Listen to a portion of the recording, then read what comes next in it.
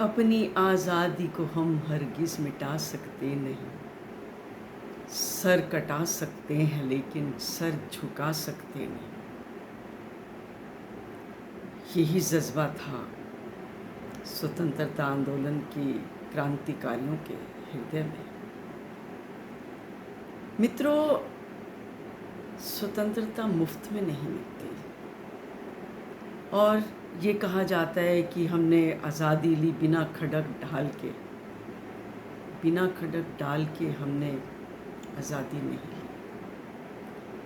हज़ारों हमारे क्रांतिवीरियों ने जिन्होंने संघर्ष किया, स्वतंत्रता संग्राम में अपने प्राणों की आहुति दी, ढाल बनकर खड़े हो गए भारत माँ की रक्षा के लिए। जब माँ की बेड़ियों को काटने के लिए उन्होंने क्या कुछ नहीं सहा, ऐसे ढाल बने कि खुद इतनी यातनाएं सही, उन्होंने अपना रक्त बहाया, इतने अत्याचार हुए उन पे, इतनी उन्होंने लाठियां खाई, इतनी जिल्लत सही, बर्फ की सिल्लियों पे उनको लिटा दिया जाता था, कोड़े मारे जाते थे, क्या कुछ नहीं। वीर सावरकर को तो आप जानते हैं। वीर सावरकर एक छोटे से कमरे में 13.5 फीट और 7.5 फीट चौड़ा कमरे में, संकीर्ण छोटे से कमरे में ये कितने 15 साल निकाले। आप एक दिन भी नहीं बिता सकते और खिड़की भी इतनी ऊंची होती थी कि उसमें से बस खाली हवा और थोड़ी सी रोशनी आती थी। और इसके बाद उन चेनों में उनके हाथ और पांव बंधे होते थे। और भोजन खाना भी कैसा मिलता था आपको पता ही। फिर उसके लिए लोग कहते हैं कि उसने किया क्या, उसने माफ़ी मांगी। आप देखिए कि जब लंदन में उसको ब्रिटिश पुलिस ने पकड़ लिया, पकड़ के उसको वो Maurya ship, SS Maurya ship में उसको ले जा रहे थे, भारत ला रहे थे। उसके ऊपर राजद्रोह का मुकदमा चला कि वो पर्चे बांटता है और लोगों को भड़काता है, प्लान करता है बम बनाने की। तो उसको जब बॉम्बे लेके जा रहे थे तो उस मौर्य शिप किसी कारण से कहीं फ्रांस के आसपास वो रुक गया था। फ्रांस में या तो ईंधन लेना होगा फ्यूल के कारण या कुछ गड़बड़ हो गई होगी। तो उसने पुलिस को चकमा दे के अपना टॉयलेट का बहाना बना के टॉयलेट में गया और एक छोटी सी खिड़की गोल सी थी, उसमें से छलांग मार दी और समुद्र में वो कौन सा मैजिली समुद्र था, उसमें उसने जंप किया। उसने सोचा कि वहाँ की जो पुलिस मुझे पकड़ेगी नहीं क्योंकि वो फ्रांस है।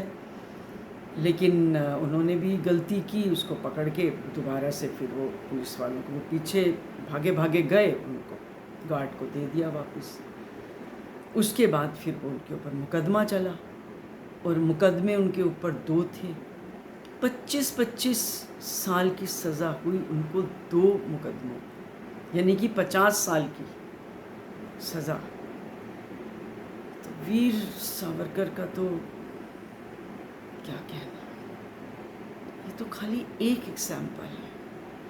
आप चंद्रशेखर आज़ाद का सुनिए, वो क्या कहते हैं, आज़ाद रहे हैं आज़ाद ही रहेंगे और दुश्मन की गोलियों का हम सामना करेंगे। और उन्होंने ये प्रतिज्ञा ली थी कि वो कभी जीते जी ब्रिटिशर्स के हाथ में नहीं आएंगे, और वो उन्होंने अपनी प्रतिज्ञा पूरी की। और किशोरावस्था में जब मजिस्ट्रेट के सामने वो पेश हुए, किशोरावस्था हुई, युवावस्था जिसको आजकल जेनजी बोलते हैं, वो जेनजी देखो कैसी थी, क्या दीवानापन था, क्या पैशन था देश को आज़ाद करने। वो जब पेश हुए तो उनसे पूछा कि तुम्हारा नाम क्या है? तो उन्होंने बोला आज़ाद। तुम्हारे पिता का नाम क्या है? स्वाधीनता। और तुम्हारा घर का पता क्या है? तो कहने लगे जेल खाना। Just imagine. और जब किसी ने जयचंद तो हर समय होते ही हैं, हर युग में होते हैं। किसी ने बता दिया उनका पता कि वो ऐसे ऐसे वो प्रयागराज में पार्क में है, तो वहाँ पहुँच गई पुलिस। पहुँच के जैसे ही उनको घेर लिया, लेकिन उनके हाथ में नहीं आया। हाथ में आने से पहले ही उसने अपनी आखिरी गोली चला दी और देश के लिए शहीद हो गया। ऐसी शहादत। और मतलब उनकी निडरता और उनकी अदम्य साहस, उनकी बहादुरी को देखकर वहाँ के अंग्रेज़ अधिकारी भी हैरान हो गए थे। ऐसे ही इसका ये जो खुदीराम बोस की मैं बात सुनाती हूँ कि उन्होंने तो हद ही कर दी। मतलब 18 साल का लड़का, 18 साल 8 महीने और 8 दिन का, जस्ट 18 ईयर्स ओल्ड। तो उसके ऊपर भी जो मुकदमे चले वो भी क्रांतिकारी थे। वो यानी कि ये दार्शनिक कायरता में विश्वास नहीं रखते थे। अगर उनको ज़रूरत पड़ती थी अपनी देश की रक्षा के लिए, अपनी मातृभूमि, अपनी भारत माता के लिए, तो वो सशस्त्र आक्रमण करते थे। और उन्होंने कुछ रक्तपात किया, ऐसी बात नहीं है। तो खाली ये अहिंसा के बल पे हमें आज़ादी नहीं मिली। और जब उनसे पूछा गया कि, और उनके मुजफ्फर नगर जेल में उनके ऊपर मुकदमा चला और उनको फांसी की सज़ा सुनाई गई, तो कैन यू इमेजिन वो मुस्कुराते हुए और लब पे, मुंह पे उन पे वंदे मातरम का नारा लगाते हुए खुशी खुशी जा रहे हैं, जैसे कुछ हुआ नहीं। फांसी के फंदे को उन्होंने चूमा और उनसे पूछा गया कि तुम्हारी आखिरी इच्छा क्या है? तो उन्होंने कहा मेरी इच्छा यही है कि मेरा अगर जब भी दोबारा जन्म मुझे मिले तो मैं देश के लिए फिर से बलिदान देना चाहूँ। Can you imagine? तो कहते हैं कि एक ये जब चंद्रशेखर आज़ाद के उसमें देहांत पे जब उनका श्रद्धांजलि समारोह हो रहा था, तो एक थी मिसिस श्रीमती शचेंद्र सन्याल।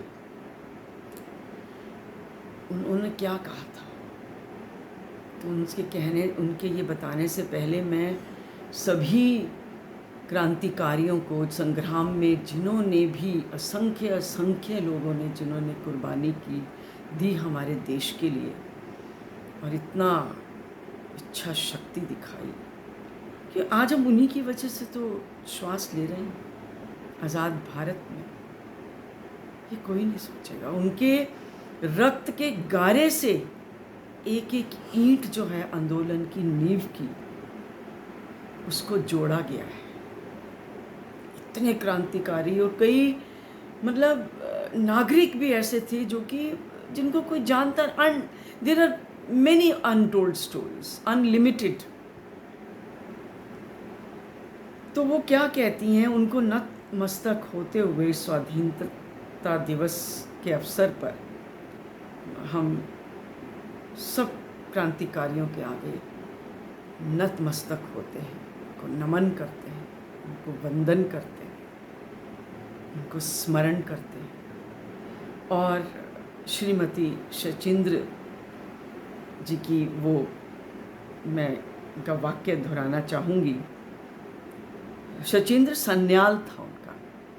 तो चंद्रशेखर आज़ाद की श्रद्धांजलि अर्पित करने के लिए वो आयोजित विशाल जनसभा को संबोधित कर रही थी, तो उन्होंने कहा कि खुदीराम बोस की भस्म की लोगों ने तावीज में रखकर, मतलब खुदीराम बोस की भस्म लोगों ने अपनी ताबीज में रखी थी और रख कर वो कहते थे हम अपने बच्चों को पहनाएंगे ताकि उनके बच्चे खुदीराम बोस जैसे बन सकें।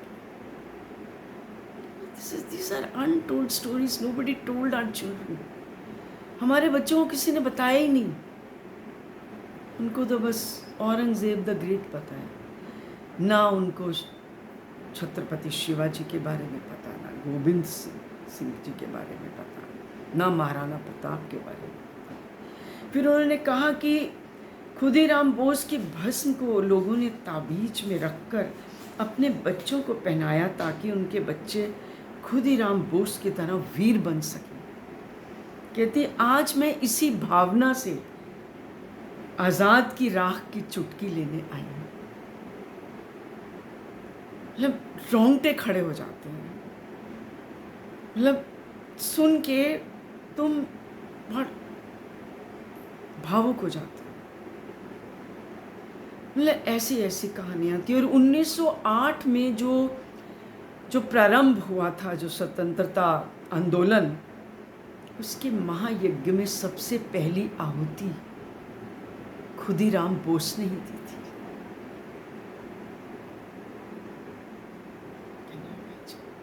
और उसके बाद फिर मदन लाल ठींगरा, फिर प्रफुल्ल चाको, वीर सावरकर, गेंदालाल दीक्षित, जतीन्द्र वाज अय्यर, सूर्य सेन, मास्टर, मतलब बोलते जाए, भगत सिंह, राजगुरु, सुखदेव, राम प्रसाद बिस्मिल, मतलब देयर इज नो एंड। मतलब उस समय ऐसा था कि ईश्वर ने सारे नगीने, सब रत्न भारत भूमि की झोली में डाल दिया कि जाओ माँ को बचाओ। वो भी अधिकारी भी देख के हैरान होते थे, जैसे वीर सावरकर ने चकमा दिया, जैसे खुदीराम मुस्कुराते हुए अपना फांसी पे झूले, जैसे कुछ हुआ ही नहीं। आज़ाद को देखो। और ऐसे ये तो स्टोरी सुभाष चंद्र बोस, इनकी फिर मैं अगली अपनी उसमें इनके वचन आपको, जो उत्प्रेरक वचन है जो वो वाणी बोलते थे, वो मैं सुनाऊंगी। लेकिन मैं बस इतना कहना चाहूँगी आज के दिन कि हमारे राष्ट्र के युवाओं को सोचना चाहिए, राष्ट्र के शरीर को बलिष्ठ प्राण चाहिए, बलिष्ठ प्राण, ज़ॉम्बीज़ नहीं चाहिए, छोटी छोटी बातों पे अपना खाली शोशा में और दूसरे लोगों के बहकावे में आ जाए, ऐसे नहीं चाहिए। और बलिष्ठ प्राण तो चाहिए, बुद्धि में विवेक भी चाहिए, और हृदय में उफान चाहिए। जब तक आपके देश के प्रति प्रेम नहीं होगा, प्रेम कैसे होगा? जब तक वो जानेंगे नहीं। तो मैं आज की युवा पीढ़ी से यही बोलूँगी कि आप, ये बहुत चुनौतियां हैं हमारे सामने, ये आपका मतलब हर भारतीय की परीक्षा की घड़ी है। अगर, क्योंकि आज़ादी खोना बहुत आसान है, लेकिन उसको पाने के लिए कितनी कुर्बानियाँ, कितना बलिदान देना पड़ता है। मतलब प्राणों को हथेली में लेकर चलते थे। वीर सावरकर से उनको जब मारा गया, हमने कहा देख रहे हो ना सामने कैसी पिटाई हो रही है, तुम्हारा यही हाल होगा और तुम्हारी को भी फांसी लगेगी, मृत्यु कितनी नज़दीक है। कहने लगा मृत्यु तो मेरे साथ हर समय रहती है, वो तो बिल्कुल भी दूर नहीं है। मतलब ऐसी कहानियाँ उत्प्रेरक, उनके शौर्य की, क्रांतिकारियों की वीरता की, बहादुरी की स्टोरी, उनके अदम्य साहस की स्टोरी, उनकी कर्तव्य परायणता की स्टोरी, उनकी निर्भीकता की, कितने निर्भीक थे वो लोग। इनकी कहानियाँ, इनकी गाथाएं अपने बच्चों को हमें सुनानी चाहिए। हाँ, ये हमने अपने पिताजी से सीखी। देयर इज़ अ बुक जो गुलाब सिंह जी ने लिखी है, अंडर द शेडो ऑफ गैलोज। मेरे पिताजी ने भी आज़ादी के लिए काम किया इन लोगों के साथ, पर वो जेल नहीं जा सके, इसका उनको बड़ा अफसोस रहा। उस उनका पंडित जसवंत राय भारद्वाज जी का नाम 53 या 54 पृष्ठ में है इस किताब की, under the shadow of gallows. आप वो पढ़ेंगे कि कैसे कैसे अत्याधिक used to freeze the skin, बर्फ पे कैसे उनको सिल्लियों पे लिटा देते थे, ये उस किताब में है। And we used to hear this stories from our father. तो ये उनसे कहा, जब बाद में वजीफ़ा मिलने लगा तो उनसे कहा कि आप एक बारी पंडित जी कह दो कि मैं जेल में गया था तो आपको सरकार वजीफ़ा दे देगी और सारी उम्र आराम से खाना। कहेंगे जब मैं जेल नहीं गया, मैं देश, जब मैंने वजीफ़ा लेने के लिए देश की सेवा की है, तो मैं गया ही नहीं, तो मैं झूठ क्यों? ऐसे ऐसे मतलब नैतिक बल के लोग होते थे पुराने समय में। तो ये सीखने वाली बात है। आज की जेन जी जिसको हमने कहना शुरू कर दिया, हालांकि वो हमारे युवा वर्ग, हमारे किशोर हैं और उनमें वो बल होना चाहिए। तो और एक अपना ब्रांड बनाएं कि ये ना हो कि छोटे छोटे कुछ टुकड़ों के लिए बिक जाएं, दुनिया हंसेगी उन पे। अपना ब्रांड बनाएं और ऐसा काम करें कि भाई लगे हाँ ये भारतीय है, गलत नहीं कर सकता, झूठ नहीं बोल सकता। तो वो स्वाभिमान जगना चाहिए ना, जो हमारे क्रांतिकारियों में था। तो राष्ट्र प्रेम जगे, अपना सब ब्रांड बनाए, सुई से लेकर हवाई जहाज तक जो भी चीज़ बनाए वो क्वालिटी चीज़ हो, दुनिया कहे कि हाँ ये। एंड क्वालिटी लाइफ भी जिए, अनुशासित लाइफ जिए। हमें ज़ॉम्बीज़ नहीं चाहिए, हमें गेज नहीं चाहिए, हमें ये जो आपने देखे अभी वो ऐसे नज़ारे नहीं चाहिए। हमें ज्ञान के बली, ज्ञान के धनी, पुरुषार्थ के बली, शरीर से भी बली, बाहुबली, उनकी ज़रूरत है। राम प्रसाद बिस्मिल को देखो, जब उनको फांसी लगने लगी तो उन्होंने बोला कि आखिरी इच्छा क्या है, तो उन्होंने कहा मैं अभी एक्सरसाइज कर रहा हूँ, अभी मैं योग अपना एक्सरसाइज कर रहा हूँ, वो मुझे पूरी करने दो, उसके बाद फिर फांसी लगा। ऐसे भगत सिंह ने अपनी, वो किसी क्रांतिकारी की पुस्तक पढ़ रहे थे तो उन्होंने कहा कि अभी रुक जाओ, अभी मेरा बस कुछ पन्ने रह गए हैं, वो पढ़ने दो, फिर ले चलना फांसी के लिए। There are countless stories that I can tell.